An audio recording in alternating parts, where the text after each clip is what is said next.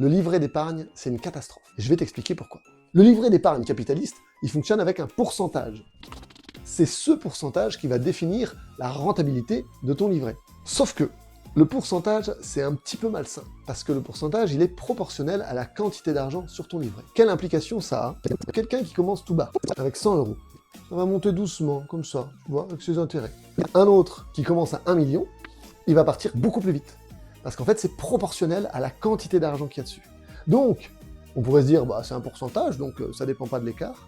Mais si, parce que la différence de vitesse en valeur absolue des intérêts, elle est exponentielle. Les plus riches vont être beaucoup plus vite plus riches, alors que les plus pauvres, ils vont pas être beaucoup moins pauvres. Ce qui fait que l'écart se creuse. Ici, il y avait déjà un bel écart. Ici, il est encore plus grand. Deuxième souci, c'est que Jean-Eudes, par exemple, il peut avoir autant de livrets qu'il veut. Du coup, le graphique que j'ai fait juste avant, tu le multiplies pour chaque livret qu'il a. Et donc les inégalités, elles se creusent encore plus vite. Enfin, troisième info, et sûrement la pire, derrière son livret se cachent des vrais gens, des vraies entreprises. Ce sont les bénéfices, les profits que vont faire ces entreprises qui vont être répercutés sur le livret, qui vont faire gagner du capital à Jean-Eudes. C'est leur travail qui lui permet de gagner de l'argent, pas le sien. Mais ce qui est pire, c'est que même toi, tu t'es peut-être jamais dit que ton livret d'épargne, il se faisait aux dépens d'autrui. On est tous des gros connards de capitalistes. Un petit peu.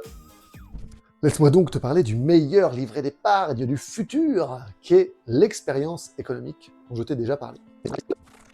Ça, c'est Michel et son expérience économique. Pour rappel, à chaque fois qu'il va recevoir des sous, les sous vont pas aller dans sa poche, ils vont aller dans son expérience économique. On parle de monnaie organique, on n'est pas en euros. C'est le seul et unique livret dont Michel dispose en économie organique. Il n'y en a pas d'autre. Il ne peut pas en avoir deux, il ne peut pas en avoir trois, il n'y en a qu'un seul. Ce livret n'a pas de plafond. Il peut être rempli autant qu'on veut. Et il a des caractéristiques un peu spéciales. C'est un livret à sens unique. Tout ce qu'on met dessus, on ne pourra jamais l'enlever. Ça ne va jamais sortir, c'est une fois pour toutes sur le livret. Donc le livret, mais il se remplit toujours.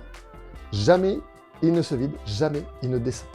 Okay. Si Michel ne gagne pas d'argent, ni par la vente, ni par un salaire, alors son expérience économique stagne. Ce qui fait que son revenu stagne aussi. Il gagne tous les jours la même chose, mais pas plus. Ça n'augmente pas. Soit il gagne de l'argent parce qu'il travaille, parce qu'il vend, et dans ce cas-là, son expérience économique augmente et son revenu quotidien augmente aussi en conséquence. Le revenu, ainsi que l'expérience économique, ne peut que stagner ou monter. Ce qui veut dire que ton niveau de vie ne peut jamais tomber. Il sera au moins là où il en est aujourd'hui.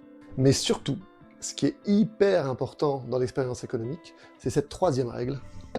C'est qu'on n'est pas sur un pourcentage, mais sur une formule. Ici, on a l'expérience économique, j'ai appelé XP, et là, le revenu, que j'appelle R. La formule, c'est simple. Ton revenu est égal à la racine cubique de ton expérience. Ce qui fait que la courbe va avoir cette forme-là. Au début, au fur et à mesure que ton expérience va avancer, tu vas très vite monter. Très vite monter pour vite atteindre une sorte de moyenne. Et puis au fur et à mesure, ça va être de plus en plus long. Au début, l'écart, il est assez grand, mais il est super rapide à combler. Il faut très peu d'expérience économique pour arriver à un niveau assez haut, pour rattraper ceux qui sont devant. Par contre, plus on avance, plus on est haut en niveau, et donc en revenu, plus c'est long. Regarde tout ce qu'il faut gagner en expérience pour monter un tout petit peu. C'est ça la force de cette formule. C'est qu'au début, on est très vite dans un revenu, on va dire, moyen, un revenu qui est à peu près celui de tout le monde. Et par contre, au fur et à mesure, plus on va avancer dans l'expérience économique, plus le revenu va augmenter doucement. Et donc les écarts de richesse, en fait, il n'y a personne pour contrôler, il n'y a personne pour taxer, pour faire des impôts. L'écart de richesse, il va se réduire automatiquement parce que pour devenir 2 fois plus riche que quelqu'un d'autre, il ne faut pas gagner 2 fois plus. Il faut gagner 10 fois plus, ou voire 100 fois plus. Plus on avance, plus l'écart, plus la quantité d'argent à gagner pour être plus riche qu'un autre est grande. Ok ? C'est la force du logarithme. Ou ici, de la racine cubique. Une formule qui change tout. Et je t'invite à me suivre parce que j'ai encore pas mal de choses à dire sur l'économie organique et je pense que c'est important.